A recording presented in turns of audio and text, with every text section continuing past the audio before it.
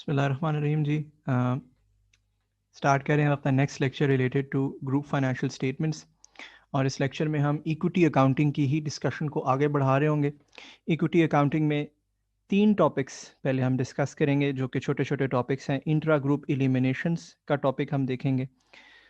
Associate से investor sales अगर होनी हो, हम पहले भी इसको डिस्कस कर चुके हैं बट उसकी एक इंटरेस्टिंग बात देखेंगे। और डीम्ड डिस्पोजल किस चीज़ को कहते हैं ये डिस्कस करेंगे। फिर लॉस मेकिंग एसोसिएट्स या जॉइंट वेंचर्स की अकाउंटिंग क्या होती है। ऐसे एसोसिएट्स या जॉइंट वेंचर्स जो कंसिस्टेंटली लॉसेस मेक कर रहे हो। आपको पता है एसोसिएट्स और जॉइंट वेंचर्स दोनों के लिए सेम अकाउंटिंग होती है, इक्विटी अकाउंटिंग होती है, तो उनकी अकाउंटिंग क्या होती है वो देखेंगे। और फिर इक्विटी अकाउंटिंग से मुंसलिक डेफर्ड टैक्स इम्प्लीकेशंस क्या हैं, इसको स्टडी करेंगे इंशाल्लाह। ठीक है जी, तो आइए आगाज करते हैं। सबसे पहले इंट्रा ग्रुप इलिमिनेशंस, ये बड़े इंपॉर्टेंट है। फर्ज कीजिए आप एक कंपनी है ए और आपकी एक और कंपनी बी में 30% होल्डिंग है। ठीक है ना जी, 30% होल्डिंग है। अब अगर आपकी 30% होल्डिंग है तो that other company B is effectively your associate. ठीक है ना, सिग्निफिकेंट इन्फ्लुएंस है। अब स्टैंडर्ड की गाइडेंस यहाँ पे क्या है और क्या किया जाएगा यहाँ पर, ये देखना है हमने। बेसिकली हमने ये पढ़ा कि अगर ए से बी को कोई सेल हो या बी से ए को कोई सेल हो, ठीक है, चाहे वो इन्वेंट्री हो, चाहे वो पीपी वगैरह हो, एटसेट्रा, और वो जो आइटम है वो अभी फर्दर सेल ना हुआ हो, ठीक है ना, not sold to any third party, वो अभी दोनों में से किसी एक के पास पड़ा हो, तो हमने ये पढ़ा कि उसके ऊपर जो प्रॉफिट होता है उसकी एलिमिनेशन की एंट्री होती है। Profit to the extent of 30% तक हम रिवर्स कर देते हैं। ये पढ़ा हमने, ये स्टैंडर्ड की रिक्वायरमेंट।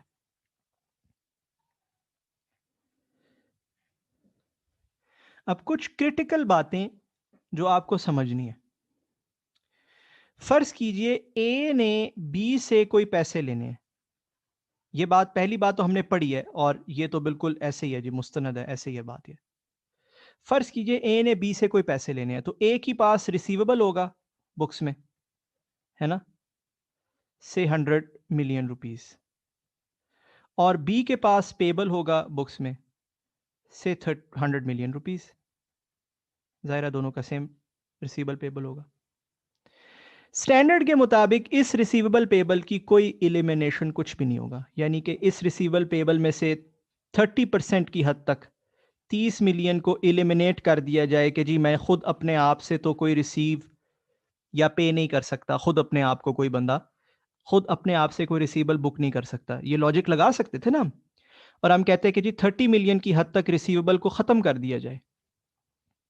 ठीक है, ये लॉजिक हो सकती थी स्टैंडर्ड में।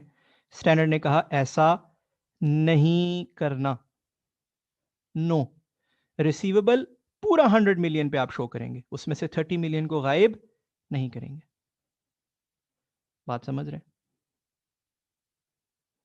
इसी तरह फर्ज कीजिए ए जो है वो बी से रेंटल इनकम चार्ज करता है। क्या चार्ज करता है? Rental income. फर्ज कर लीजिए 10 मिलियन। अब वो ए की रेंटल इनकम होगी, बी का फर्ज कर लीजिए वो रेंटल एक्सपेंस है। ठीक, ठीक। अब अगेन ये कहना कि जी 30% की एक्सटेंट तक ये रेंटल इनकम मैं खुद अपने आप से चार्ज कर रहा हूं, 3 मिलियन की इनकम को ख़त्म कर देना चाहिए, इट इज़ आर्टिफिशियल। ये लॉजिक लग सकती थी ना यहाँ पे, क्या ख्याल है ना? स्टैंडर्ड ने अगेन कहा no eliminations, no reversal, no adjustment. ऊपर भी यही कहा नो एडजस्टमेंट, यहां भी यही कहा नो एडजस्टमेंट। बात समझ आ रही? इसी तरह ए ने बी को कोई एसेट लीज किया। अब ए के पास रिसीवेबल आ रहा होगा लीज का, बी के पास लीज की लाइबिलिटी आ रही होगी। क्या ख्याल है, लीज रिसीवेबल, लीज पेएबल, ऐसा ही है। ए का लीज रिसीवेबल से 50 मिलियन है। अब ये कहा जा सकता था कि यार इसमें से 30% झूठा है, खुद अपने आप से कोई रिसीवेबल तो नहीं रिकॉर्ड कर सकता। अगेन स्टैंडर्ड ने कहा नो एडजस्टमेंट। इसका मतलब पता है क्या है? इसका मतलब है स्टैंडर्ड ने जो एडजस्टमेंट बताई है वो सिर्फ इंट्रा ग्रुप सेल्स की हद तक है, वो सिर्फ इन्वेस्टर टू एसोसिएट या वाइस वर्सा, एसोसिएट स्लैश जेवी कह देते हैं बिकॉज दोनों की सेम अकाउंटिंग है, सेल्स की हद तक है। और उन सेल्स पे भी अनरियलाइज्ड प्रॉफिट की हद तक है, प्रॉफिट और लॉस, अनरियलाइज्ड प्रॉफिट और लॉस की हद तक है, दैट्स इट। इसके अलावा एसोसिएट में और कोई एडजस्टमेंट नहीं होती, सिर्फ ये एडजस्टमेंट होती है एसोसिएट में, दैट्स इट। इसके अलावा आपने अपने एसोसिएट से कोई 100 मिलियन लेना है, उसको कुछ पे करना है, उससे कोई इनकम चार्ज की, उसको कोई एसेट लीज पे दिया, उससे कोई एसेट लीज पे लिया, अगर इसी लॉजिक को लगाया जाता तो 30% की एक्सटेंट तक उड़ा दिया जाता ना उन सारे आइटम्स को भी फाइनेंशियल स्टेटमेंट से। स्टैंडर्ड ने कहा नहीं। इसीलिए कहा जाता है कि जो मौजूदा अकाउंटिंग है एसोसिएट्स एंड जेवीज की, equity accounting as per the IFRS which exist as of today, ये थोड़ी सी हाइब्रिड है, ये आधा तीतर आधा बटेर है जिसको हम उर्दू में कहते हैं। और इसीलिए मैंने आपको पिछले लेक्चर में अर्ज किया था कि एसोसिएट्स एंड जेवीज की अकाउंटिंग में कुछ सालों में चेंजेस आने वाली हैं, it is already under consideration. इसी वजह से आई होप ये बात आपको समझ आ गई। चेंजेस क्या होंगी लाइकली, जो अंडर कंसिडरेशन है वो ये है कि जो नंबर वन में जो एडजस्टमेंट होती है ना, वो सोच रहे हैं हम इसको भी खत्म कर दें। जब हम बाकी कुछ नहीं कराते, ना 2 कराते हैं, ना 3 कराते हैं, ना 4 कराते हैं, तो हम जो नंबर 1 में भी एडजस्टमेंट होती है वो भी खत्म कर दें। बहरहाल आपने चूंकि मौजूदा स्टैंडर्ड्स पढ़ने हैं, तो आपके लिए ये एडजस्टमेंट मौजूदा स्टैंडर्ड्स में शामिल है। ठीक है जी।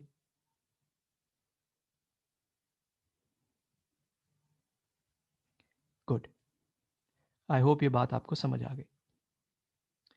अब हम यहां से आगे बढ़ते हैं। यहां से आगे क्या है, आपको याद होगा 2 लेक्चर्स अगो मैंने एसोसिएट टू इन्वेस्टर सेल के हवाले से आपसे जिक्र किया था। मैंने कहा था कि अगर एसोसिएट ने इन्वेस्टर को इन्वेंट्री बेची, इन्वेस्टर को इन्वेंट्री बेची, तो उसके ऊपर अनरियलाइज प्रॉफिट आ सकता है। ठीक, फर्ज कीजिए वो अनरियलाइज प्रॉफिट पूरा आपने कैलकुलेट किया, वो फार्मूला सारा मैंने आपको बताया हुआ है। फर्ज कीजिए वो 10 मिलियन बनता है। ठीक, कैलकुलेट किया आपने। इसका जर्नल भी मैंने आपको बताया था। मैंने आपको बताया था कि इसका जर्नल होगा P&L डेबिट, इन्वेंट्री क्रेडिट, क्योंकि इन्वेंट्री आपके पास है। अगर ये जर्नल आपको याद नहीं है तो आप यहाँ रुक कर वापस जाकर उस लेक्चर का वो हिस्सा दोबारा देख सकते हैं। ठीक है ना जी। तो P&L टू इन्वेंट्री। अब एक बात जो बच्चों के जहन में नहीं होती वो मैं जरा क्लियर कर देना चाहता हूं यहां पे। इंटरेस्टिंग बात इस एंट्री की देखिए या इस जर्नल की देखिए कि ये जर्नल जो है, अच्छा P&L में कौन सा लाइन होता है, ये भी बताया हुआ मैंने आपको, SOPA की लाइन में जाता है। वो लाइन जहां profit related to associate record हुआ होता है। तो P&L में SOPA की line debit and credit inventory, that is the journal that we do for this. मजे की बात यह है इसमें कि आप ये देखिए कि इस जर्नल की वजह से इन्वेस्टमेंट इंपैक्ट नहीं हुई। इन्वेस्टमेंट इन एसोसिएट की जो लाइन होती है, क्या वो इंपैक्ट हुई है, क्या वो डेबिट या क्रेडिट हुई है इस जर्नल में? Not affected. बच्चों को एक बड़ी कॉमन मिसकंसेप्शन होती है, ये बड़ी कॉमन है, और ये मैंने सिर्फ बच्चों की बात नहीं है, ये मैंने अपनी ज़िंदगी में एक दफ़ा फर्म के ज़माने में जब मैं आर्टिकल्स में था तो मैंने अपने पार्टनर को इस मिसकंसेप्शन से गुजरते हुए देखा, और फिर एक डिस्कशन के बाद ही केम राउंड इवेंचुअली। मिसकंसेप्शन ये होती है कि उनका ख्याल होता है कि ये जितनी अनरियलाइज प्रॉफिट वगैरह की शेल की जो एंट्रियाँ होती हैं, इसमें इन्वेस्टमेंट हमेशा इम्पैक्ट होती है। ऐसा ज़रूरी नहीं है, बल्कि जितनी भी एसोसिएट टू इन्वेस्टर सेल्स होंगी, चाहे वो इन्वेंट्री सेल हो रही हो, चाहे वो पीपी सेल हो रहा हो, चाहे वो कोई भी और अदर एसेट सेल हो रहा हो,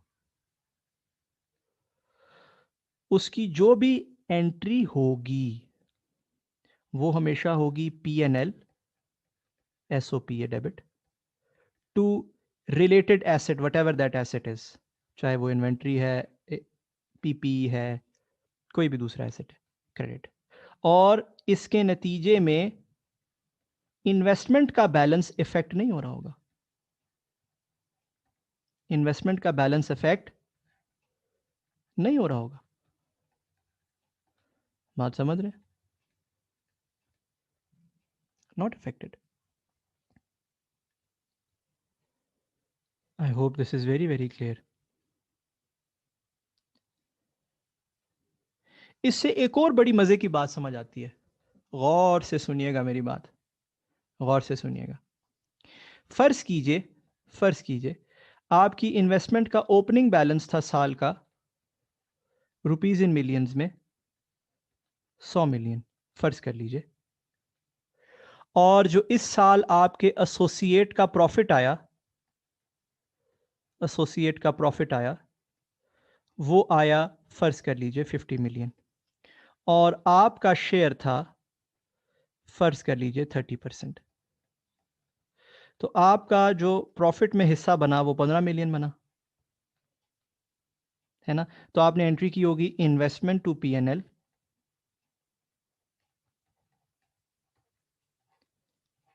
15 से। Is that correct? Investment to P and L 15 से, ठीक है जी। 15 से इन्वेस्टमेंट बढ़ गई, दैट इज, फर्ज कर लीजिए इस साल का ये पहली एडजस्टमेंट है, ये पहली एंट्री है। दूसरी एंट्री ये थी, एक एसोसिएट ने इन्वेस्टर को सेल की हुई थी इन्वेंट्री जिसपे 10 मिलियन का अनरियलाइज प्रॉफिट था, फर्ज कर लीजिए। दूसरी एंट्री ये थी। अब क्या ये दूसरी एंट्री इन्वेस्टमेंट के बैलेंस को मुतासर करेगी? जवाब है नहीं करेगी, ऑब्वियसली नहीं करेगी। तो जवाब आया, इन्वेस्टमेंट का बैलेंस मेरा क्लोजिंग बना 115। अच्छा, 115 बन गया, फाइन। मेरा पीएनएल में, ये तो आ गया स्टेटमेंट ऑफ फाइनेंशियल पोजीशन में, right? Statement of financial position में मेरा पीएनएल में या स्टेटमेंट ऑफ कॉम्प्रिहेंसिव इनकम में जो share of profit of associate आता है, कहाँ? स्टेटमेंट ऑफ कॉम्प्रिहेंसिव इनकम में या पीएनएल में जो share of profit of associate आता है वो कितना नजर आएगा? ये बड़े गौर फिक्र वाली बात है, बड़ी मजेदार बात है।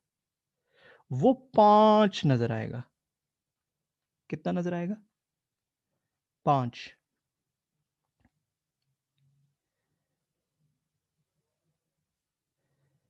पांच कैसे? 15 का ये और 10 ये माइनस हुआ, 15 माइनस 10 इज इक्वल टू 5। ये है वो डिस्कनेक्ट जो मैंने आपको बताया कि आज से साल, मतलब डेकेड से भी ज्यादा अरसा हो गया पहले मैंने अपने आर्टिकल्स में ये इशू एक पार्टनर को फेस करते देखा था। उनको ये समझ नहीं आ रही थी कि यार ये कैसे हो सकता है कि अगर ओपनिंग बैलेंस 100 से 115 जाए तो ये तो होगा 15 का डिफरेंस, बट एसओपीए मुझे सिर्फ 5 नजर आ रहा है और कुछ है नहीं। तो how can that be? Closing balance तो फिर 105 होना चाहिए। बात समझे? जरूरी नहीं है ऐसा। ये इन्वेस्टमेंट बढ़ी है 100 से 115, 15 से, बट एसओपीए कितना नजर आ रहा है? 5। जरूरी नहीं है कि जितने से इन्वेस्टमेंट बढ़ रही है उतना ही एसओपी भी नज़र आना चाहिए। आई होप ये कॉन्सेप्ट बड़ा क्लियर हो गया आपके जहनों में। यहाँ पर इसको ये पॉज कीजिए और ज़रा 1 मिनट तसल्ली से इसको देखिए सब लोग। और जी एक्सपेक्ट एंड होप आप सब ने इसको देखा है। अब हम बढ़ते हैं इससे अगले टॉपिक पे, जो कि अगेन बहुत छोटा सा टॉपिक है, कोई सच लंबा टॉपिक नहीं है हमारे पास। ये है डीम्ड डिस्पोजल का टॉपिक। किसका जी? डीम्ड डिस्पोजल का टॉपिक। डीम्ड डिस्पोजल का टॉपिक क्या है? डीम्ड डिस्पोजल से मुराद ये है कि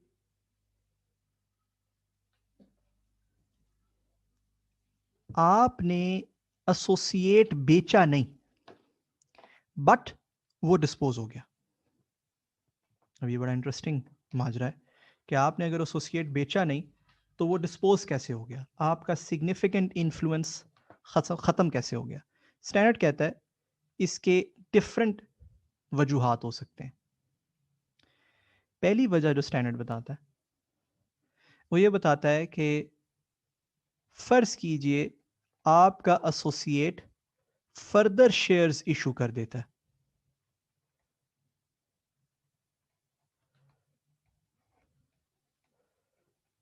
जो कि आप सब्सक्राइब नहीं करते।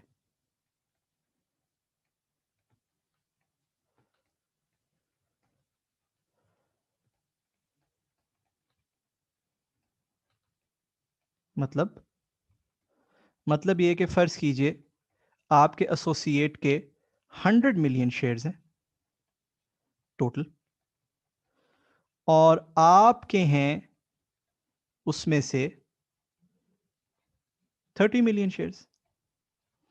तो आपकी जो परसेंटेज होल्डिंग है वो है 30%। अब एसोसिएट मजीद 100 मिलियन शेयर्स इशू करता है, जिसमें से आप कोई सब्सक्राइब नहीं करते। तो अब जो टोटल उसकी होल्डिंग है वो है, या टोटल उसके शेयर्स हैं वो हैं 200 मिलियन, और आपके पास हैं 30 मिलियन। ऐसा है या नहीं? और आपकी होल्डिंग है 15%। तो हो गया ना, आपने बेचा नहीं, आपने कुछ भी नहीं किया, बट एसोसिएट आपके हाथ से निकल गया। It is no longer your associate now, you have lost significant influence. इसी तरह इसके अदर रीजंस भी हो सकते हैं। एज पर द स्टैंडर्ड इसके अदर रीजंस भी हो सकते हैं, सच एज फर्ज कीजिए आपकी 10% होल्डिंग थी, प्लस बोर्ड ऑफ डायरेक्टर्स पे रिप्रेजेंटेशन थी 30%। एक कॉन्ट्रैक्ट आपने किया जिसकी बेसिस पे अब आप बोर्ड ऑफ डायरेक्टर्स पे भी 10% ही रिप्रेजेंटेशन करेंगे। तो आपने शेयर बेचा कोई नहीं, बट हुआ क्या? हुआ ये कि आपका एसोसिएट डिस्पोज हो गया। इसको बोलते हैं डीम्ड डिस्पोजल। आई होप ये बात आपको समझ आई है।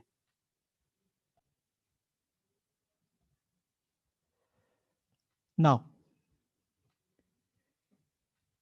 इस केस में जर्नल क्या किया जाएगा, एंट्री क्या की जाएगी? Quite simple actually. डिस्पोजल का जर्नल क्या होता था? डिस्पोजल का जर्नल होता था बैंक, इन्वेस्टमेंट जो IFRS 9 वाली पीछे रह जाती है ना, और फिर आप करते थे इन्वेस्टमेंट इन एसोसिएट या जेवी, क्रेडिट इन एसोसिएट या जेवी जो भी है, क्रेडिट। ठीक है जी। अगर कोई ट्रांजैक्शन कॉस्ट्स हैं तो वो क्रेडिट कर लेते थे, और बैलेंसिंग आपके पास P&L में गेन या लॉस आ जाता था। ऐसे ही है ना? ये जर्नल था आपके डिस्पोजल का, जो भी हमने लास्ट लेक्चर के अंदर देखा है, राइट? यहां पर इन्वेस्टमेंट इन एसोसिएट अपनी कैरिंग अमाउंट पे क्रेडिट होती है, जो न्यू इन्वेस्टमेंट होती है वो अपनी फेयर वैल्यू पे डेबिट होती है, पता है ना हमें। जो बैंक या ट्रांजैक्शन कॉस्ट्स अगर वो कोई होती हैं तो जो भी वैल्यू उसकी होती है उसके ऊपर वो क्रेडिट हो जाती हैं, और बैंक में जो पैसे आपको मिलते हैं वो डेबिट हो जाते हैं, राइट। फर्क सिर्फ ये होगा कि यहां पे बैंक होगा जीरो, दैट इज इट, इतना सा फर्क है। फर्क क्या है? जो बैंक में आपको रिसीट आ रही है, पैसे मिल रहे हैं, वो क्या होंगे? Zero, that is it. सिर्फ और सिर्फ इतना सा फर्क है।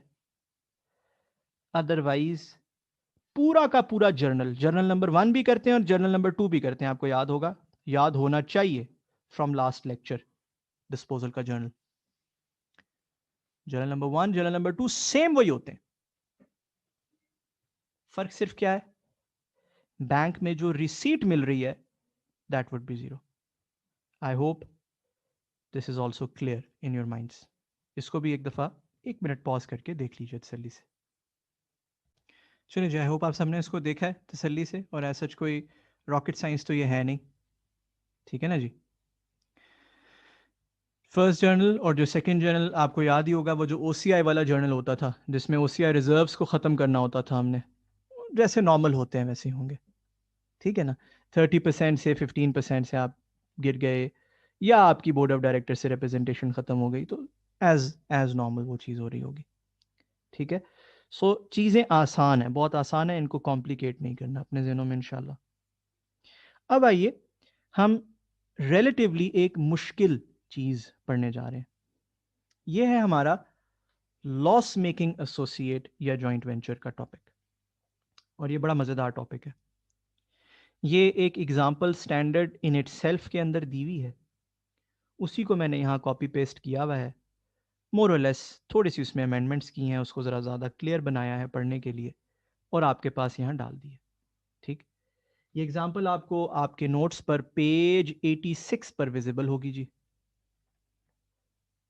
ठीक है ना जी। लॉस मेकिंग एसोसिएट, आइए इसको देख लेते हैं। मेरी रिक्वेस्ट है आप लोग सब 1 मिनट लगाइए क्विकली यहाँ पॉज करके और इस एग्जाम्पल को पढ़िए। और जी, आई होप आप सब ने इसको पढ़ा है। क्या एग्जाम्पल है? It's quite simple actually. कहता है पी लिमिटेड ने फॉलोइंग इन्वेस्टमेंट्स में की ए लिमिटेड में 1 जनवरी 2018 पर। 3 किस्म की इन्वेस्टमेंट्स उसने मेक की हुई हैं। क्या? 40% उसने ऑर्डिनरी शेयर्स दिए लिए हुए हैं उसके 200 मिलियन के। इसका मतलब है कि वो उसका एसोसिएट बन गया। 40% अगर शेयर्स ले लिए उसने, ऑर्डिनरी शेयर्स ले लिए, तो एसोसिएट बन गया।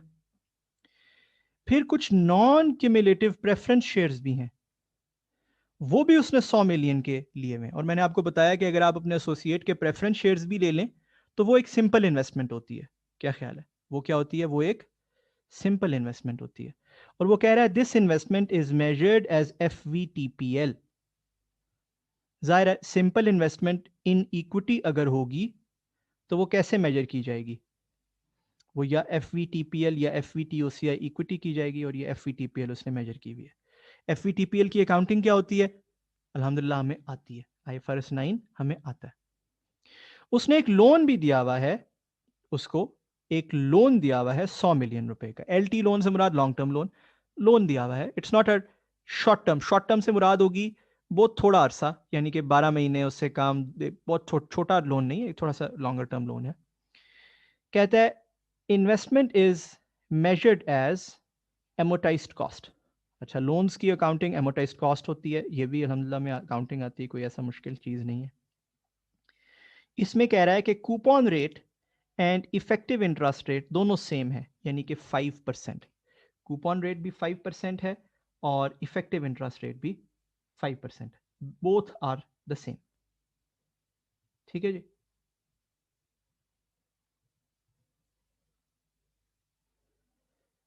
आगे क्या कहता है?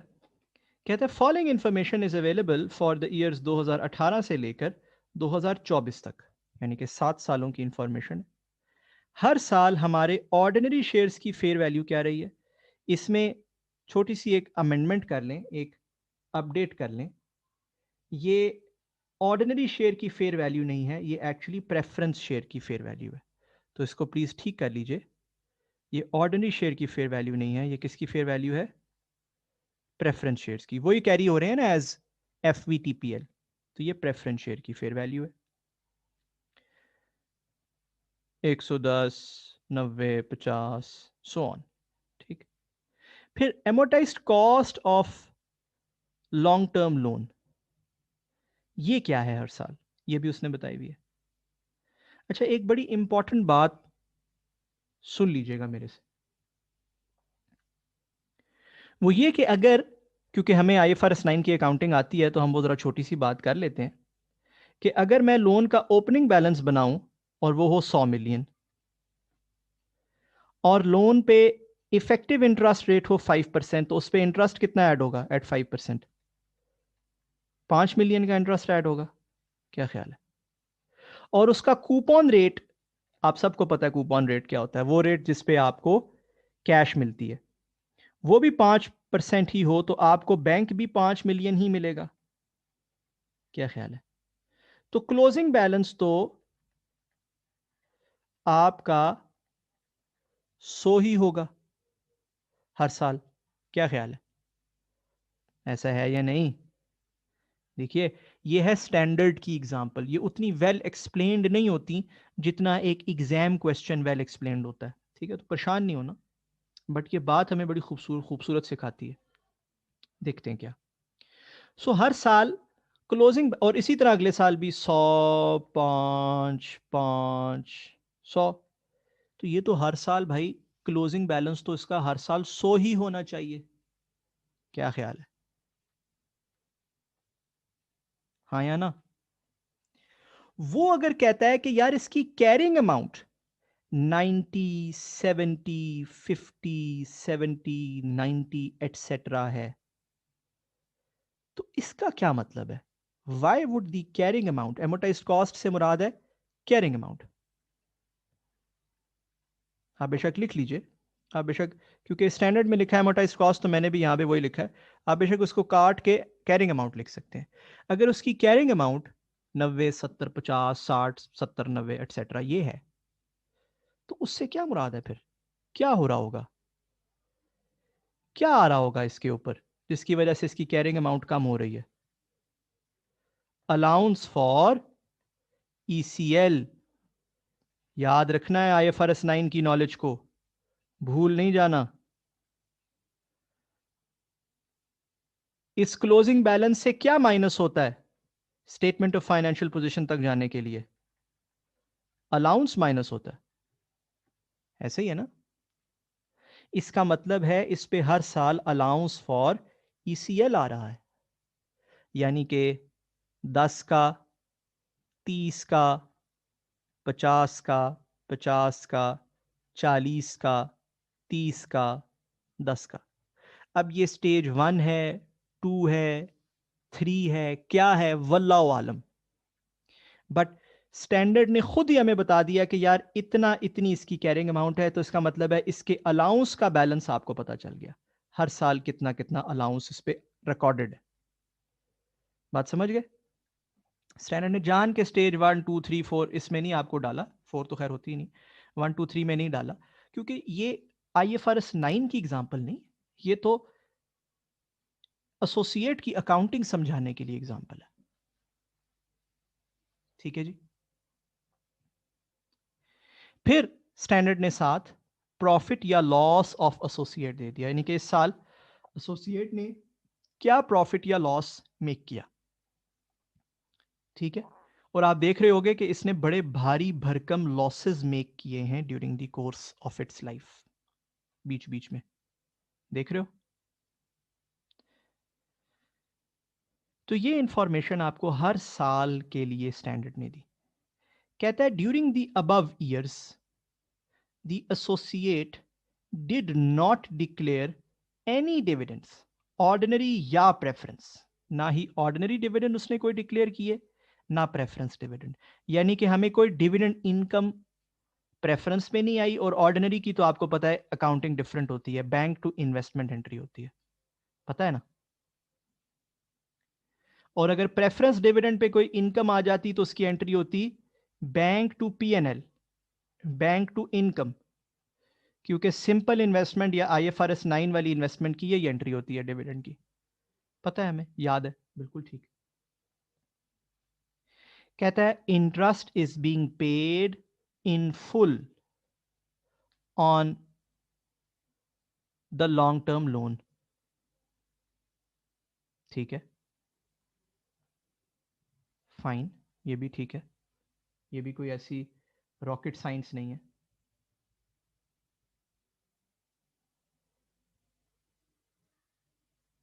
ठीक है जी।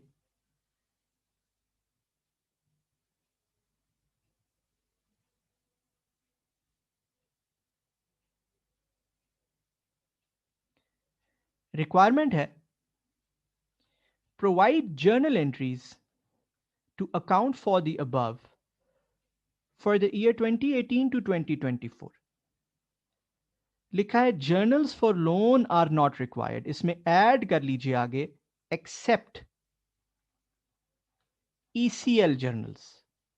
ईसीएल जर्नल्स रिक्वायर्ड हैं, उसके अलावा लोन के जो बाकी जर्नल्स होते हैं, यानी कि इंटरेस्ट इनकम रिकॉर्ड करना और बैंक रिकॉर्ड करना, वो बचकाना जर्नल्स हैं, वो पता नहीं मैंने आपको 1000 दफ़ा करवाए हुए हैं आईएफआरएस 9 में, फिर 15 में, फिर 16 में, अगर आप उसी सीक्वेंस से लेक्चर्स ले रहे हो जिस सीक्वेंस से मेरे कोर्स में हैं, ठीक है। तो ये तमाम आप देख चुके हो, इन ये जर्नल्स आप 1000 दफ़ा देख चुके हो, सो उसको बार बार रिपीट करने की हमें ज़रूरत नहीं है। ईसीएल के जर्नल्स बहरहाल ज़रूर हमने करने हैं। सो यहाँ पर ज़रा 1 मिनट का पॉज कीजिए, इस सवाल की अंडरस्टैंडिंग अपने जहनों में डेवलप कीजिए। अरे जी, आई होप आप सब ने इसको देखा है। आइए हम ईयर ओवर ईयर इसकी अकाउंटिंग देख लेते हैं। ये पेज 86 आपके नोट्स का आप सबके सामने खुला होना चाहिए जी, फॉर एवरी ईयर जिसकी हम जब इसकी अकाउंटिंग देखेंगे, ठीक है जी।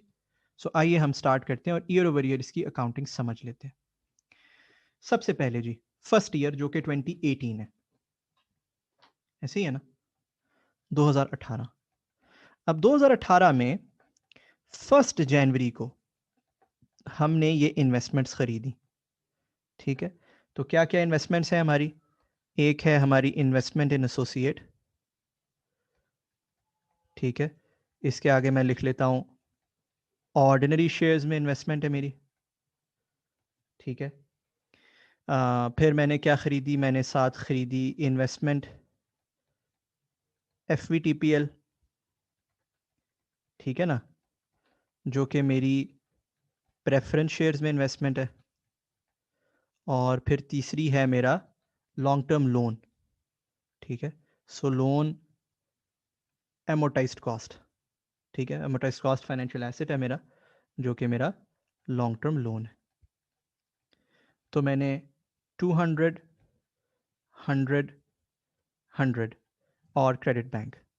तो ये मेरा पहला जर्नल है कि जी मैंने उसको एक लोन दिया, एक प्रेफरेंस शेयर्स में इन्वेस्टमेंट की, एक ऑर्डिनरी शेयर्स में इन्वेस्टमेंट की, ठीक है, बात सही है।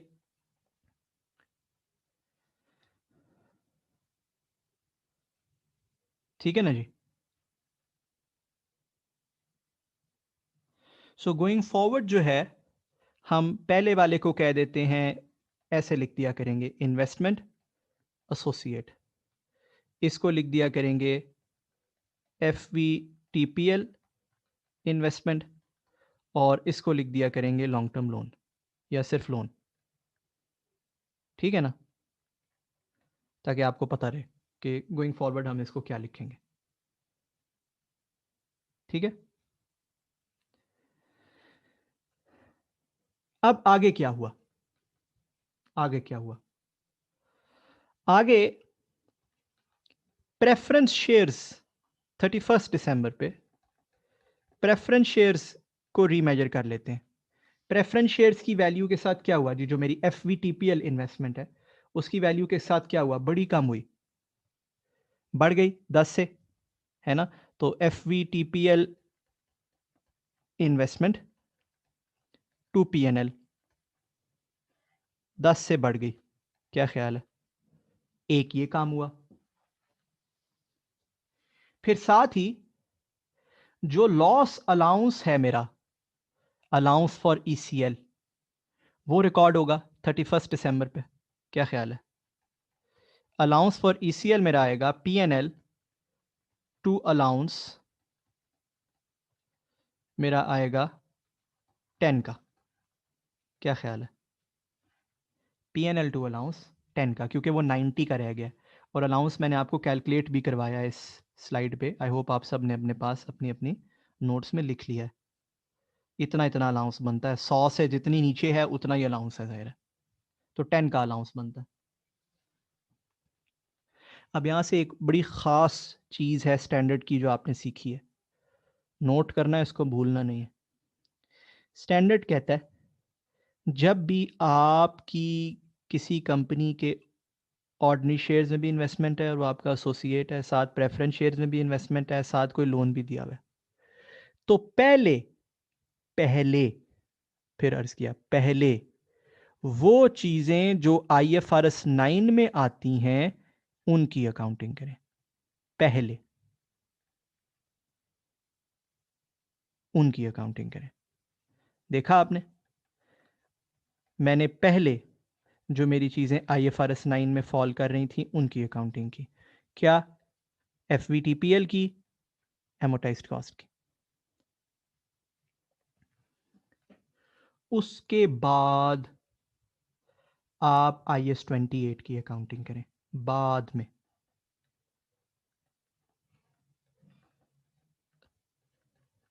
IS 28 की अकाउंटिंग करें। चेक कर लेते हैं मेरा पहले साल का शेयर ऑफ प्रॉफिट क्या बनता है। शेयर ऑफ प्रॉफिट मेरा क्या बनता है जी? What is my share of profit of associate? मेरे पहले साल का शेयर ऑफ प्रॉफिट बनता है 20, है ना। Investment in associate to P&L, और मैं P&L के आगे ब्रैकेट्स में लिख देता हूँ SOPA, सो दैट आपको याद रहे। Share of profit of associate 20। ठीक। अब आपके जहन में आ रहा होगा कि यार ऐसा क्यों है कि पहले IFRS 9 और बाद में IS 28। ये भी आपको समझ आ जाएगी थोड़े दिनों में, थोड़ी देर में इनफैक्ट, ये जब अगले साल हम देखेंगे, राइट। अच्छा, अब मेरे बैलेंसेस क्या बनते हैं, ज़रा मैं बैलेंसेस भी अपने बना लूँ कि मेरा जो मेरी इन्वेस्टमेंट इन एसोसिएट है उसका क्लोजिंग बैलेंस क्या बन रहा है। मेरी इन्वेस्टमेंट इन एसोसिएट का क्लोजिंग बैलेंस बन रहा है 220। ठीक है ना जी। जो मेरा प्रेफरेंस शेयर्स वाली इन्वेस्टमेंट है FVTPL, उसका बैलेंस क्या बन रहा है 110, और जो मेरा लोन है उसका बैलेंस क्या बन रहा है 90। यही है मेरे बैलेंसेस। इसमें लोन पे जो इंटरेस्ट इनकम और बैंक वाली एंट्री है वो मैंने आपको पहले अर्ज कर दिया कि वो हम नहीं करेंगे।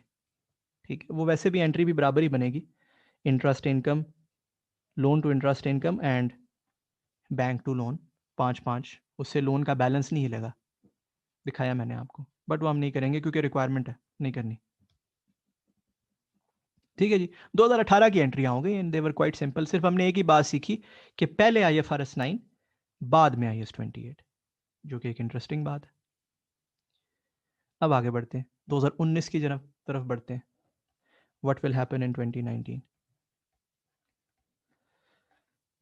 अगेन, पहले IFRS 9 बाद में IS 28। तो अगर मैं पहले IFRS 9 करूं तो मेरा P&L टू FVTPL इन्वेस्टमेंट ऐसे ही है ना।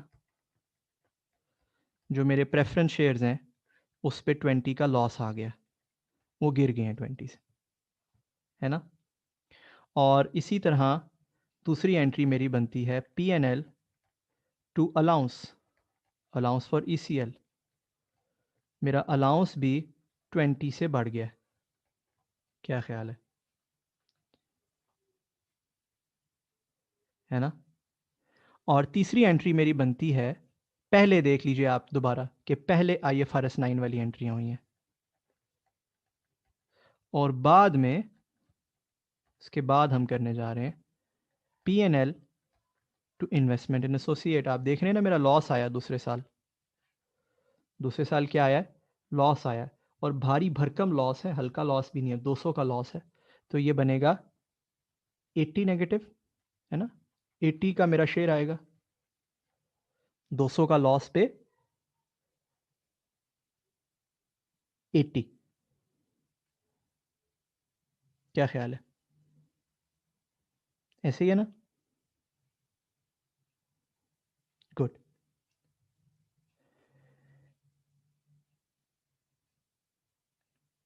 अब यहां पर दो बातें क्विकली डिस्कस कर लेते हैं। पहला तो ये कि यार क्लोजिंग बैलेंसेस मेरे क्या बनते हैं आफ्टर ईयर 2, मेरे क्लोजिंग बैलेंसेस क्या बनते हैं। मेरा इन्वेस्टमेंट इन एसोसिएट जो कि पिछले साल थी 220 की, अब वो रह जाएगी 220 माइनस 80, कितना होता है 140, है ना। मेरी जो FVTPL इन्वेस्टमेंट है वो होगी 90, है ना, और जो मेरे लोन में इन्वेस्टमेंट है वो होगी 70। ऐसा ही है, राइट। एक तो ये आसान सी बात हो गई कि यार इन सब के बैलेंसेस हमने बना लिए, closing balances at the end of 2019। दूसरी बात ये कि आपको याद होगा कि मैंने आपको कहा था कि जी जब भी preference shares classified as equity हो, ठीक है ना, तो आप एक एडजस्टमेंट करते हैं। क्या ख्याल है, कहा था या नहीं कहा था? आप शेयर ऑफ प्रॉफिट या शेयर ऑफ लॉस निकालते हुए एक एडजस्टमेंट करते हैं, है ना। तो यहां पर तो preference shares classified as equity ही है, प्रेफरेंस शेयर जो हैं वो क्लासिफाइड एज इक्विटी ही है, नजर आ रहा है, ऐसे ही है ना। ठीक है, तो हम वो एडजस्टमेंट क्यों नहीं कर रहे, ये भी मैंने आपको उसी लेक्चर में बताया था साथ। ये नॉन क्यूमुलेटिव प्रेफरेंस शेयर्स हैं, और नॉन क्यूमुलेटिव प्रेफरेंस शेयर्स पर डिविडेंड नहीं पे किया जा रहा, नो डिविडेंड पेड लिखा हुआ है सवाल में। जब नॉन क्यूमुलेटिव प्रेफरेंस शेयर्स पर डिविडेंड ना पे किया जा रहा हो तो ये एडजस्टमेंट नहीं की जाती, ऐसे ही है ना। ये बात हमने पढ़ी हुई है, ठीक है जी। सो ये आपको क्लियर होनी चाहिए, कोई ऐसी रॉकेट साइंस ये नहीं है, ठीक है जी। सो नतीजतन नतीजतन 2019 की अकाउंटिंग भी यहां मुकम्मल है, ठीक है। अब बढ़ते हैं 2020 की अकाउंटिंग पे। मेरा नहीं ख्याल को 2019 की अकाउंटिंग ऐसी है जिसमें कोई बहुत गौर व फिक्र की ज़रूरत हो। 2020 से मुश्किलात का आगाज़ होगा, देखिएगा। तो पहले कौन सी अकाउंटिंग करनी है, किस स्टैंडर्ड के मुताबिक अकाउंटिंग मुकम्मल करनी है? पहले IFRS 9 के मुताबिक क्या करना है? अगर आप अपने प्रेफरेंस शेयर्स को देखो तो उनकी तो फेयर वैल्यू की धज्जियां बिखर गई हैं 2020 में, ऐसे ही है ना। जर्नल बनेगा P&L टू FVTPL इन्वेस्टमेंट 40 से, है ना। वो बेचारे 90 से 50 पे गिरे, 40 से। और दूसरी साइड पे आपके लोन के साथ होगा, उसकी भी काफ़ी ख़राबी हो गई है। P&L टू अलाउंस 20 से, उसका अलाउंस मज़ीद बढ़ गया, पिछले साल के एंड तक वो 30 था, अब वो 50 हो गया लॉस अलाउंस, है ना। तो एज अ रिजल्ट अगर मैं आपके प्रेफरेंस शेयर्स को देखूं तो आपकी जो FVTPL इन्वेस्टमेंट है वो गिर गई है, वो रह गई है सिर्फ 50, और आपका लोन भी रह गया है नतीजतन सिर्फ 50, है ना। अब बात करते हैं कि जी इस साल IS 28, ये तो हो गया IFRS 9 पहले करने वाली चीज़, IFRS 9 कर ली। अब आते हैं बाद में करने वाली चीज़ IS 28। इस साल शेयर ऑफ लॉस हमारा कितना बनता है? इस साल हमारा शेयर ऑफ लॉस बनता है 200। It's a huge share of loss. क्या ख्याल है? तो एंट्री होगी डेबिट P&L 200। क्रेडिट क्या? इन्वेस्टमेंट इन एसोसिएट। इन्वेस्टमेंट इन एसोसिएट का पिछले साल के एंड तक बैलेंस था क्या वैसे, बाय द वे? 140। वो तो सारी खाई जाएगी, वो तो सारी खाई जाएगी। अच्छा, जब वो खाई गई तो फिर क्या करें? स्टैंडर्ड कहता है उसके बाद नेक्स्ट मोस्ट सीनियर इन्वेस्टमेंट को देखें। क्या कहता है? Next most senior investment. अब आप मुझसे पूछोगे, जहन में सोचोगे, सीनियर इन्वेस्टमेंट से क्या मुराद होती है? जिसकी मैच्योरिटी सबसे लंबी और सबसे ज्यादा, वो सबसे सीनियर। जैसे कि ऑर्डिनरी शेयर वाली सबसे ज्यादा सीनियर इन्वेस्टमेंट होती है, उसके बाद प्रेफरेंस शेयर वाली इन्वेस्टमेंट आती है, उसके बाद लोन वगैरह अगर आपने कोई दिए हुए हैं, से लॉन्ग टर्म लोन है, उसके बाद मीडियम टर्म लोन है, MT loan, medium term loan, इस किस्म के। ठीक, इनको इस ऑर्डर ऑफ सीनियरिटी में आप एलोकेट करना शुरू करोगे। अच्छा जी, तो इसका मतलब है इसके बाद ये किसको एलोकेट होगी? प्रेफरेंस शेयर्स को। अच्छा, अब प्रेफरेंस शेयर में तो जो मेरी इन्वेस्टमेंट पड़ी है वो तो सारी खाई जाएगी। FVTPL इन्वेस्टमेंट, वो तो बेचारी है ही 50।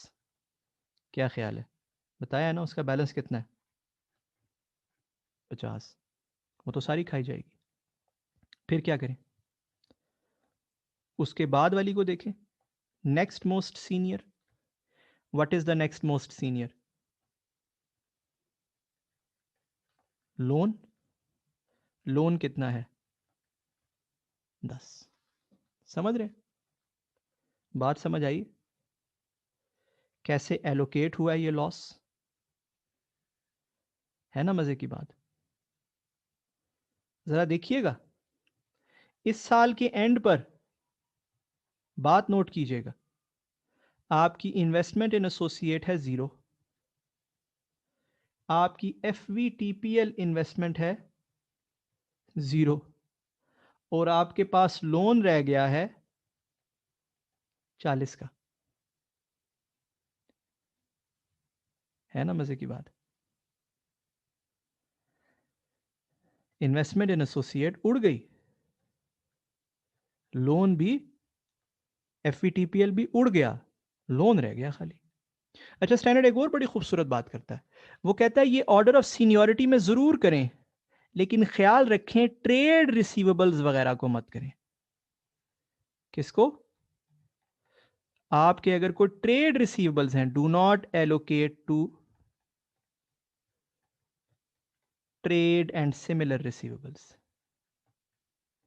आपके अगर कोई ट्रेड रिसीवेबल्स वगैरह हैं उनको मत करें, बिकॉज वो बहुत ट्रेडिंग एक्टिविटी से रिलेट करते हैं, वो आपकी कोई इन्वेस्टमेंट को डिनोट नहीं करते। राइट? कॉलेज ने आप से फी रिसीव करनी है, तो कॉलेज ने आप में कोई इन्वेस्टमेंट तो नहीं की हुई ना भाई, वो किसी इन्वेस्टमेंट को डिनोट नहीं करते। ठीक, तो यहां पर साल 2020 का अंजाम हो जाता है। आई होप आपको साल 2020 समझ आ गया। देखना चाहते हैं तो इसको 1 मिनट पॉज करके तसल्ली से देख लीजिए।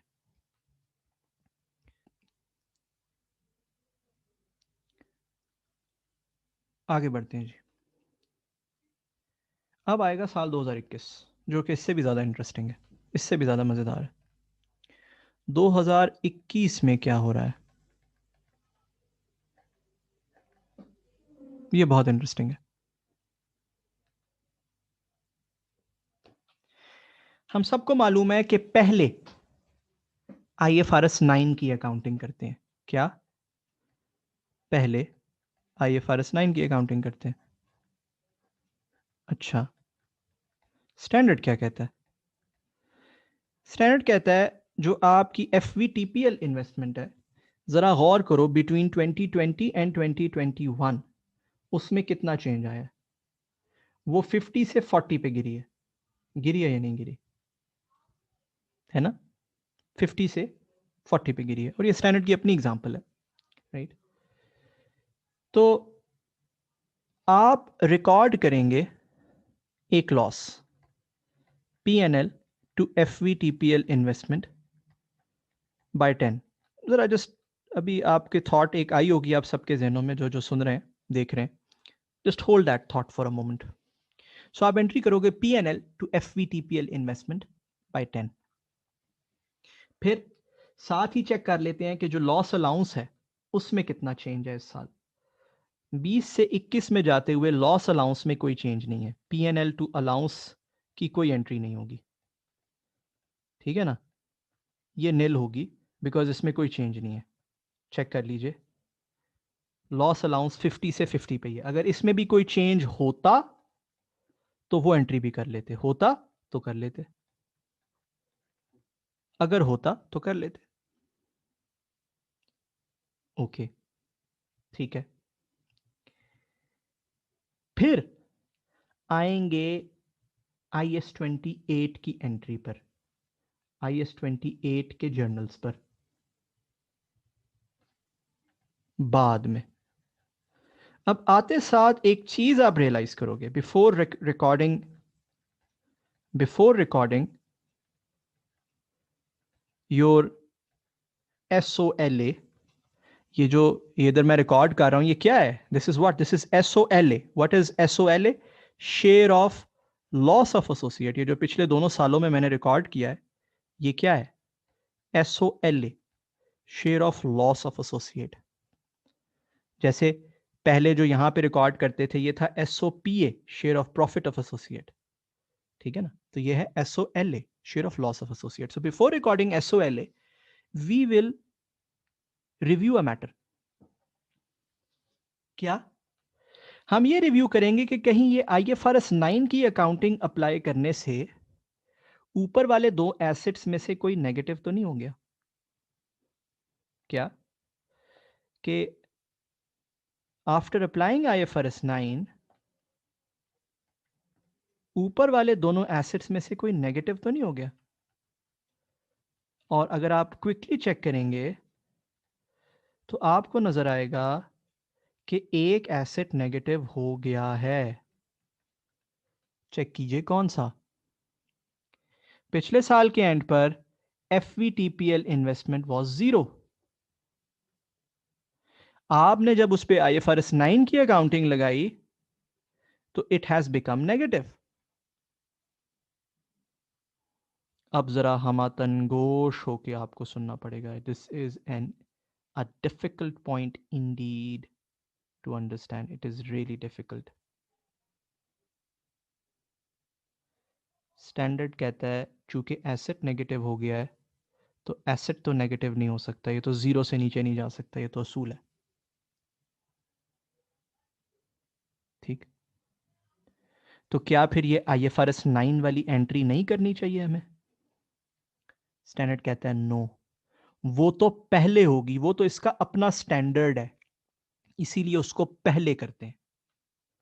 वो तो उसका अपना स्टैंडर्ड है, वो एंट्री तो होगी होगी। एसेट को इस नेगेटिव स्टेटस से निकालना है तो जो बाद में होने वाली चीज है, जो सेकंड प्रायोरिटी चीज है, विच इज IS-28, उससे रिलेटेड एंट्री रिवर्स करो और रिवर्स करके एसेट को इस नेगेटिव स्टेटस से निकालो। कैसे होगा देखिएगा। अभी आपका जहन घूम गया होगा ये सुन के, देखिएगा। पिछले साल जो आपने SOLO एलोकेट किया था, इसको कितने का था? 50 का। आप उसमें से 10 रिवर्स कर देंगे। क्या करेंगे? क्या करेंगे? 10 रिवर्स कर देंगे। Reverse 10 from last year SOLA। क्या होगा? एंट्री होगी FVTPL investment to PNL SOLA, वो रिवर्स हो जाएगा। IFRS 9 के तहत जो उसको लॉस एलोकेट हुआ है वो रिवर्स नहीं होगा, SOLA रिवर्स होगा। IFRS 9 पहले होने वाली चीज है, प्रायोरिटी की चीज है, वो अकाउंटिंग होगी, वो उसका अपना स्टैंडर्ड है, नेटिव स्टैंडर्ड है, ओरिजिनल स्टैंडर्ड है। ऐसा नहीं हो सकता कि एक सेकंड प्रायोरिटी स्टैंडर्ड की वजह से हम फर्स्ट प्रायोरिटी स्टैंडर्ड की अकाउंटिंग ना करें। प्रॉब्लम समझ आई थी? है ना बड़ी मजे की बात। तो पिछले साल जो उसको 10 एलोकेट हुआ था, 50 एलोकेट हुआ था, उसमें से 10 रिवर्स किया। 10 की हद तक रिवर्स इसलिए किया कि वो -10 हुआ पड़ा था। उसको 0 करने के लिए हमने 10 रिवर्स किया। है ना ये टेढ़ी बात। ये तो हो गई एक चीज IS 28 की। फिर IS 28 की जो नॉर्मल चीज है वो क्या है? लॉस का शेयर एलोकेट करना। अब अगर मैं 2021 का साल देखूं तो 150 का लॉस आया है। 150 के लॉस का शेयर क्या बनता है? 150 के लॉस का 40% शेयर क्या बनता है? शेयर बनता है 60। अच्छा, तो मुझे एंट्री आइडियली करनी चाहिए, अभी लिखेगा कोई नहीं, पहले मुझे कंप्लीट लिखने दीजिए फिर लिखिएगा आप। एंट्री करनी चाहिए आइडियली PNL SOLA 60 और उसको एलोकेट करना चाहिए। अब मैं एलोकेट किसको करूं भाई? किसको कर सकता हूं एलोकेट? बेचारा इन्वेस्टमेंट इन एसोसिएट 0 हुआ पड़ा है। बेचारा FVTPL तो नेगेटिव हो गया था, उसको तो हमने हाथ पांव जोड़ के कहां से निकाला है? हाथ पांव जोड़ के नेगेटिव स्टेटस से निकाला है, 0 किया है उसे, है ना। और लोन मेरा बेचारा ऑलरेडी पिछले साल के एंड पर ही 40 हुआ पड़ा था। अब मैं जो मैक्सिमम एलोकेट कर सकता हूं वो लोन को एलोकेट कर सकता हूं, ऐसा है या नहीं? उससे ज्यादा नहीं कुछ कर सकता। स्टैंडर्ड कहता है कोई बात नहीं, ठीक है, जाहिर है इससे ज्यादा जब कुछ है ही नहीं तो हम क्या करें। स्टैंडर्ड कहता है 60 मत रिकॉर्ड करें, 40 रिकॉर्ड करें और लोन को भी 0 कर दें। लोन को भी 0 कर दें, कहता है कोई बात नहीं। बहरहाल वो कहता है नोट्स में डिस्क्लोज करें, नोट्स में डिस्क्लोज करें क्या? कि चूंकि तमाम लाइन आइटम 0 हो गए थे तो मेरा अनरिकॉर्डेड लॉस 30 मिलियन का है। मेरे तमाम लाइन आइटम 0 हो गए थे तो मेरा अनरिकॉर्डेड लॉस कितने का है? 30 मिलियन का। अब यहां आपका फिर जहन घूम गया होगा, ये साल है ही जहन घुमाने वाला। ये जो जिस ईयर की हम डिस्कशन कर रहे हैं, आपका जहन में आया होगा यार 60 को हम 40 पे लाए हैं तो ये अनरिकॉर्डेड लॉस 30 मिलियन का कैसे है? जवाब, ये जो 10 का लॉस रिवर्स किया है पिछले साल का, ये भी तो अनरिकॉर्डेड है ना भाई। ये पिछले साल का reverse 10 from last year 16 means share of loss of associate, ये भी अनरिकॉर्डेड रह गया, ये भी उड़ गया नेगेटिव से निकालने की वजह से। और ये 20 भी नहीं रिकॉर्ड हुआ क्योंकि बैलेंस ही कोई नहीं बचा, तो अनरिकॉर्डेड लॉस हुआ 30 का। ये बिलाशुबा एक इंतहाई मुश्किल चीज है, बिलाशुबा मेरे नजदीक। इस साल को तसल्ली से पूरे 5 मिनट पॉज करके देखिए। आई होप आपने इसको तसल्ली से देखा है जी एक दफा। आगे बढ़ते हैं जी, अब देखते हैं मजीद अगले सालों में क्या होगा। साल 2022 की जानिब चलते हैं जी। साल 2022 में क्या हो रहा है? सबसे पहले अगर आप देखें तो साल 2022 में जो आपकी पहले होने वाली अकाउंटिंग है, पहले होने वाली अकाउंटिंग, वो है IFRS 9 की अकाउंटिंग। ऐसा ही है ना?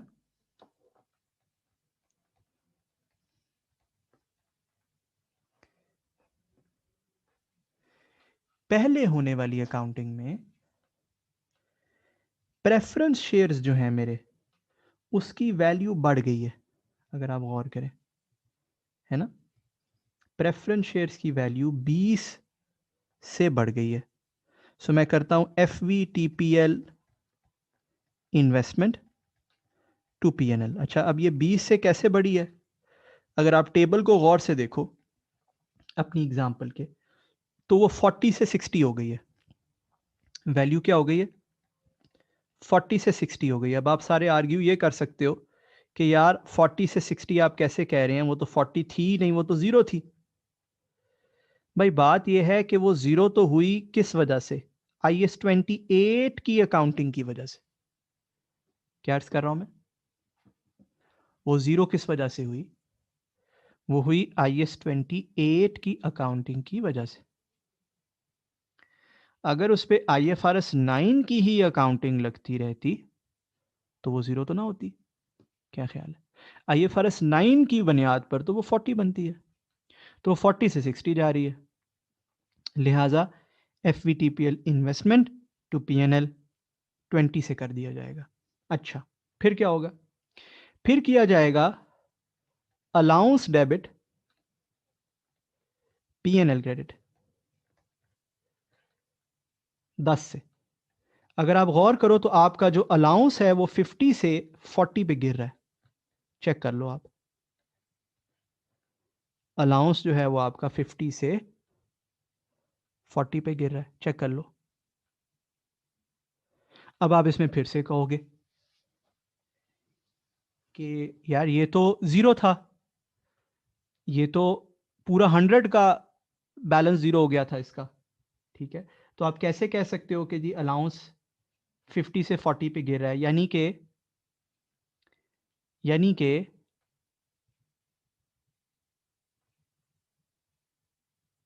कैरिंग अमाउंट 50 से बढ़ के 60 हो रही है, यही मतलब है ना इसका। अगर अलाउंस 50 से 40 पे गिर रहा है तो कैरिंग अमाउंट इन्वर्स होती है इसकी, 50 से बढ़ के 60 हो रही है। ऐसा तो नहीं है, कैरिंग अमाउंट तो इसकी जीरो है। मैं अगेन आपसे ये अर्ज करूंगा कि अगर इसमें IAS 28 की कोई इंप्लीकेशन ना लेते, IAS 28 से रिजल्टिंग एंट्रीज ना करते, तो ये अभी 50 का ही होता और बढ़कर 60 का हो रहा होता। ठीक है, it is very very clear. ठीक है जी,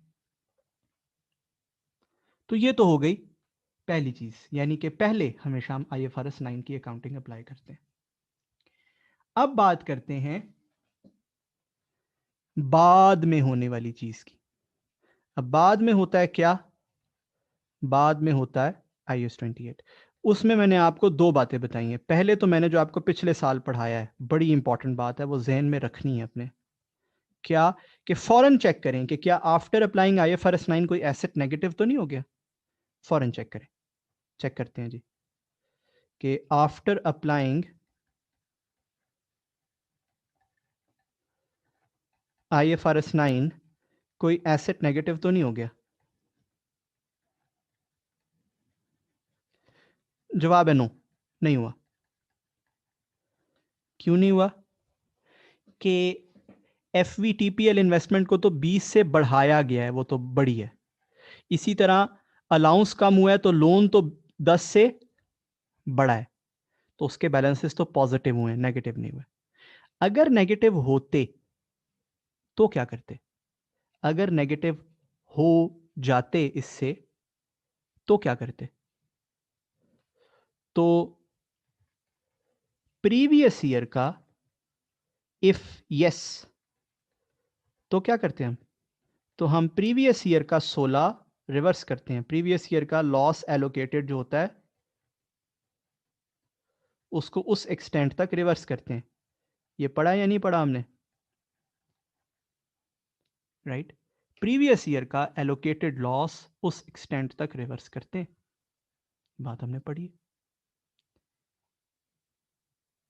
ऐसे ही है ना? तो पहले IFRS 9 अप्लाई कर लिया, बाद में IAS 28 अप्लाई कर लिया, और IAS 28 में भी वो चेक कर लिया कि यार कहीं नेगेटिव तो नहीं हुआ जी नेगेटिव इस साल। अच्छा, इस साल हमारा share of loss of associate या share of profit of associate क्या बनता है? What is the profit for 2022 for the year 2022? क्या है जी 2022 के लिए प्रॉफिट? नील। नील है। फिर भी गौर से देखिए हम क्या करेंगे, हम रिकॉर्ड करेंगे 30 का शेयर ऑफ लॉस। चेक करेंगे क्या रिकॉर्ड हो सकता है। Why 30? What is 30? It is the loss unrecorded as of the end of previous year। ठीक है ना? It is the loss unrecorded as of the end of previous year। 30 का share of loss of associate. Check करेंगे कि क्या वो reverse हो सकता है, क्या वो रिकॉर्ड हो सकता है। चेक करने के लिए बड़ा आसान तरीका होता है, आप बैलेंस बना के देख लें। मेरा इन्वेस्टमेंट इन एसोसिएट 0 है। मेरा FVTPL इन्वेस्टमेंट कितना है? 20 का है। क्या ख्याल है 20 का हो गया है ना इस एंट्री की वजह से? मेरा लोन कितना है? 10 का है। हो गया ना 10 का इस एंट्री की वजह से। लें जी मुबारक हो, आपको स्पेस मिल गई है, रूम मिल गई है, आप एंट्री कर सकते हैं। P&L debit which is your share of loss of associate 30। FVTPL investment credit 20 and loan credit 10। देख रहे हैं कैसे हमने उस 30 के अनरिकॉर्डेड लॉस को जाने नहीं दिया। याद रखें, ये unrecorded loss for ever unrecorded नहीं रहेगा। जैसे ही हमें रूम नजर आता जाएगा हम उसे रिकॉर्ड कर देंगे फौरन। बात समझ आ रही है?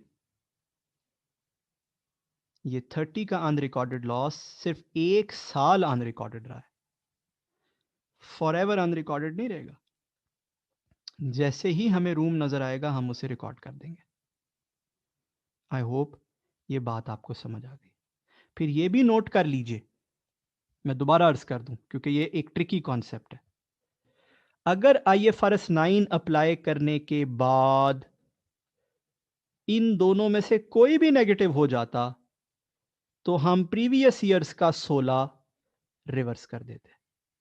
अब वो कौन से ईयर का 16 है, ये तो FIFO first in first out method पे डिपेंड करता है। ठीक है ना? यहां पर भी SOLA इनको एलोकेट हुआ था 50 और 10 का, यहां पर भी इनको लोन को 40 का SOLA एलोकेट हुआ था। तो किसी भी साल का 16 हो, बेशक 2020 का FIFO first in first out पे पहले 2020 का रिवर्स करेंगे, अगर उसके बाद भी वो जीरो नहीं होते तो फिर 2021 का भी रिवर्स कर देंगे, जब तक वो जीरो नहीं हो जाते, नेगेटिव से बाहर नहीं आ जाते।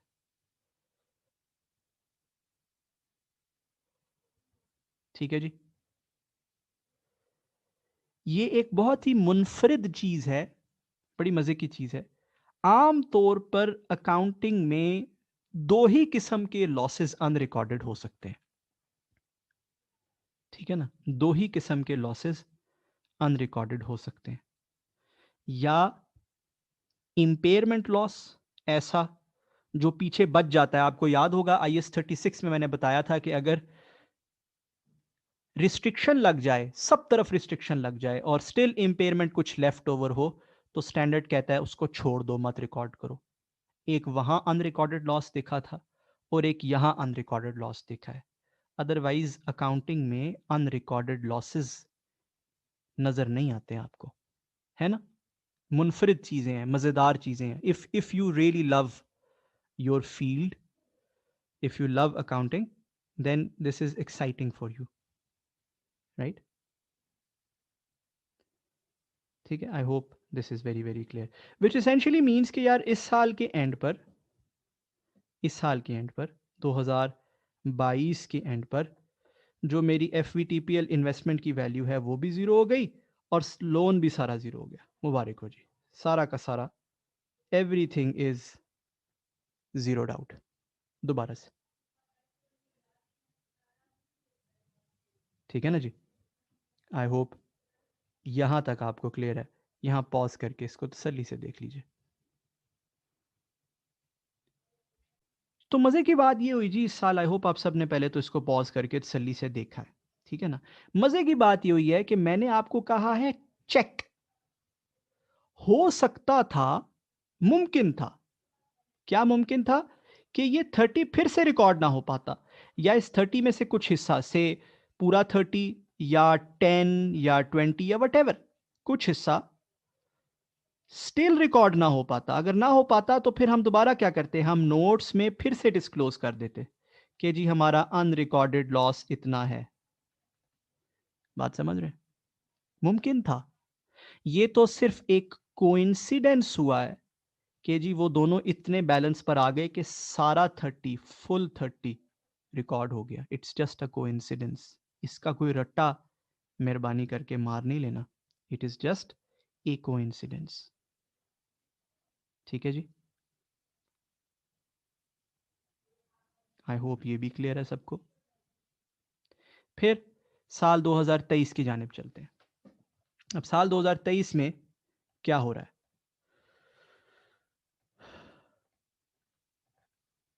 साल 2023 में सबसे पहले तो आपका जो एफवीटीपीएल इन्वेस्टमेंट है वो वैल्यू में फिर से बढ़ रही है। अगर मैं पहले, वही बात, पहले IFRS 9 अप्लाई करो तो एफवीटीपीएल इन्वेस्टमेंट वैल्यू में फिर से बढ़ रही है।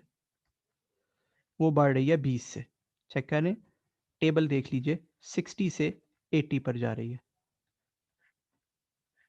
ठीक, लिखा हुआ है टेबल में। इसी तरह आपका लॉस अलाउंस भी कम हो रहा है। आपका अलाउंस जो है वो allowance to PNL, allowance for ECL, गौर कर लीजिए, अलाउंस जो है वो आपका कम हो रहा है। अलाउंस आपका आ रहा है जी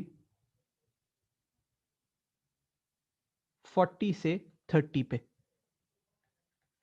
चेक कर लीजिए, बनवाया था मैंने आपको लॉस अलाउंस, शुरू में दिखाया था कितना बनेगा अलाउंस फॉर ईसीएल, तो वो भी 10 से कम हो रहा है। अब वो जो हमने बाद में अकाउंटिंग करनी होती है और उसमें सबसे पहले पूछना होता है कि क्या IFRS 9 अप्लाई करने के बाद कोई एसेट नेगेटिव तो नहीं हो गया? वो पूछेंगे ना हम अपने आप से। उसका जवाब क्या होगा? उसका जवाब क्या होगा? No, no, no, not at all. Why? Because हाँ, पिछले साल के एंड पे तो सारे जीरो हो गए थे, तो अब उनके नेगेटिव होने का चांस है, अंदेशा है। बट हुआ कुछ ऐसे है कि इस साल जो IFRS 9 की अकाउंटिंग हुई है उसमें ये एसेट भी बढ़ाया है वैल्यू में और ये भी बढ़ाया है वैल्यू में, इंक्रीज किया है दोनों को, तो दोनों नेगेटिव नहीं हुए। ठीक है, दोनों वैल्यू में बढ़े हैं। ठीक है, ओके, आगे बढ़ते हैं।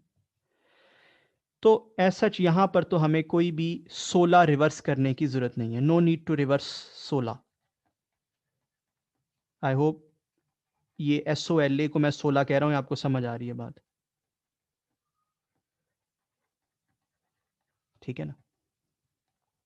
फिर IFRS IS 28 की दूसरी अकाउंट, दूसरी लेग, वो भी कर लेते हैं। ठीक है ना? दूसरी लेग क्या है कि जी share of profit of associate. Share of profit अब कितना है? 500 का।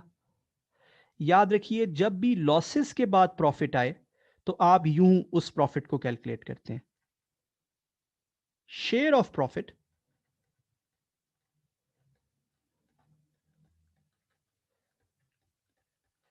Minus unrecorded losses to date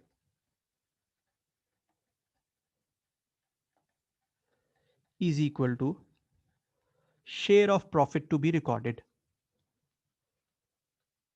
क्या कह रहा हूं?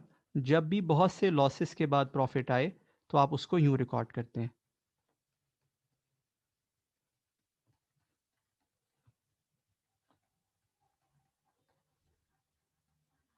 ठीक है ना जी? Share of profit to be recorded. अब गौर से सुनिएगा, शेयर ऑफ प्रॉफिट हमारा बनता है इस साल का 200, ऐसे ही है, 500 का 40%, ऐसे ही है ना जी। Minus unrecorded losses to date क्या है, 0। क्या कोई लॉस अनरिकॉर्डेड है अभी? नहीं जी, अभी तो कोई भी नहीं है। अगर कोई होता तो यहां लिख लेते। तो what is the share of profit to be recorded, 200। देखिए मैं आपको स्टैंडर्ड की मिसाल से भी अबव एंड बियॉन्ड जाके सिखा रहा हूं। अगर कोई अनरिकॉर्डेड होता तो लिख लेते, ठीक है। Now my share of profit to be recorded is 200. How will I record it? I will record P&L credit, SOPA, by 200. अच्छा, what will I debit against it? गौर से सुनिएगा, स्टैंडर्ड कहता है in reverse order of seniority, in reverse order of seniority. Reverse order of seniority क्या, आपको समझ आ गई होगी। ऑर्डर ऑफ सीनियोरिटी पहले बताया था ना क्या होता है, उसी के रिवर्स में, plus only to the extent of IFRS 9 carrying amount. इन दोनों की एप्लीकेशन मैं आपको दिखा देता हूं। सबसे पहले मेरा जो FVTPL फाइनेंस इन्वेस्टमेंट है उसकी कैरिंग अमाउंट अभी क्या चल रही है, मौजूदा कैरिंग अमाउंट उसकी क्या है मेरी फाइनेंशियल स्टेटमेंट्स में। पिछले साल के एंड तक तो वो बेचारी 0 थी, अब क्या है, जो मेरी FVTPL इन्वेस्टमेंट है उसकी कैरिंग अमाउंट 20 है। कैसे कह रहा हूं, ये जो 20 की एंट्री हुई है बेचारी में उसकी वजह से वो 20 है, वरना तो वो 0 थी। और इसी तरह जो मेरा लोन है उसकी कैरिंग अमाउंट 10 है, ऐसे ही है ना, लोन की कैरिंग अमाउंट 10 है। पिछले साल के एंड तक तो वो भी बेचारी 0 थी, और वो 10 कैसे हुई है, वो इस एंट्री की वजह से हुई है। एज पर IFRS 9 इनकी कैरिंग अमाउंट क्या हो सकती है या क्या है, वो सवाल के अंदर लिखा हुआ है। एज पर IFRS 9 इसकी कैरिंग अमाउंट होनी चाहिए 80 FVTPL की, और लोन की कैरिंग अमाउंट होनी चाहिए 70। हाँ या ना, लिखा हुआ टेबल में 2023 के एंड पे, चेक कर लें।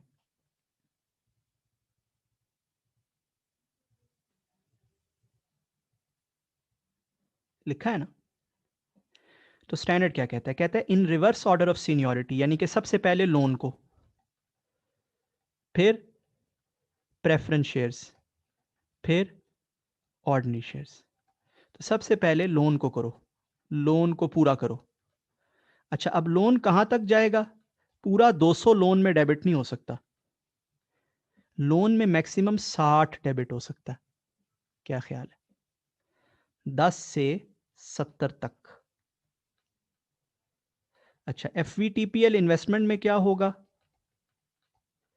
उसमें भी बाकी पूरी अमाउंट डेबिट नहीं हो सकती 140 की, ना ना ना ना, उसमें भी 60 डेबिट हो सकता है, 20 से 80 तक।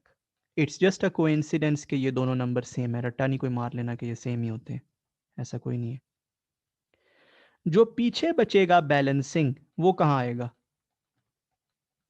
वो आएगा इन्वेस्टमेंट इन एसोसिएट में, 80।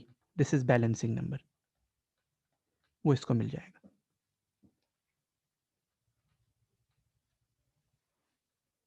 बात समझ आ रही है।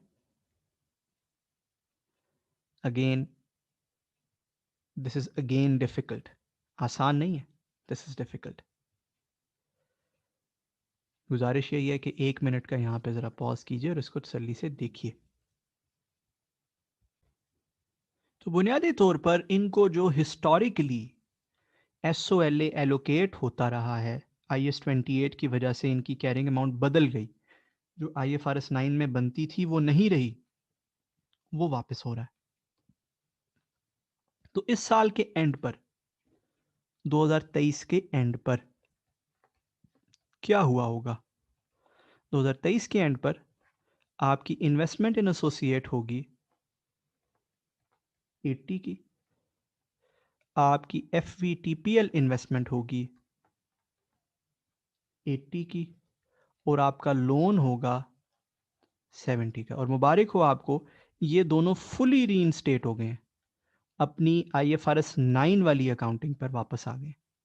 जो हमने इनके साथ छेड़खानियां की थी सब वापस आ गए। ठीक है जी।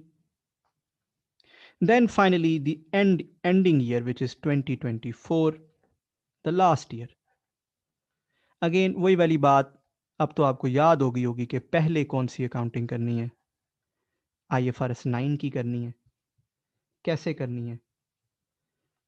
प्रेफरेंस शेयर्स पे मजीद गेन है ना, FVTPL इन्वेस्टमेंट टू PNL, मजीद गेन 30 का। लॉस अलाउंस मजीद कम हो रहा है ना, लॉस अलाउंस मजीद कम हो गया। आपका अलाउंस टू PNL मजीद 20 से कम हो गया है ना, आपकी कैरिंग अमाउंट 70 से 90 चली गई है। पहले आपने ये अकाउंटिंग कर ली, बाद में क्या IFRS 9 अप्लाई करने के बाद कोई नेगेटिव हुआ? ऑब्वियसली नहीं, कोई ऐसी चक्कर ही नहीं है, अब तो वो ऐसा मसला ही नहीं है अब। तो बाद में हमने तसल्ली से IS 28 की अकाउंटिंग अप्लाई कर ली, जो कि है सादा सा अपना शेयर ऑफ प्रॉफिट रिकॉर्ड करो। और शेयर ऑफ प्रॉफिट का भी फार्मूला अब मैंने आपको बता दिया कि शेयर जो है उसमें से unrecorded loss to date minus करते हैं। अनरिकॉर्डेड लॉस टू डेट कुछ भी नहीं है हमारा, सारा रिकॉर्डेड है। तो हमारा शेयर ऑफ प्रॉफिट जो है वो बनता है 200 का, अनरिकॉर्डेड लॉस टू डेट 0, तो share of profit to be recorded is 200।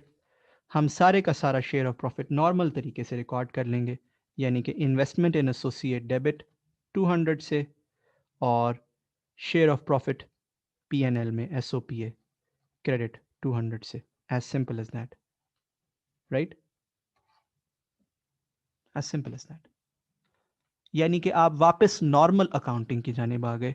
आपने फिर से अपना PNL के अगेंस्ट इन्वेस्टमेंट इन एसोसिएट रिकॉर्ड की, क्योंकि आप ऑलरेडी प्रेफरेंस शेयर और लोन पे तमाम लॉसेस रिवर्स कर चुके हो, उनको रीइंस्टेट कर चुके हो अपनी नॉर्मल कैरिंग अमाउंट पर। ये थी जी आपकी example related to loss making associates या JVs।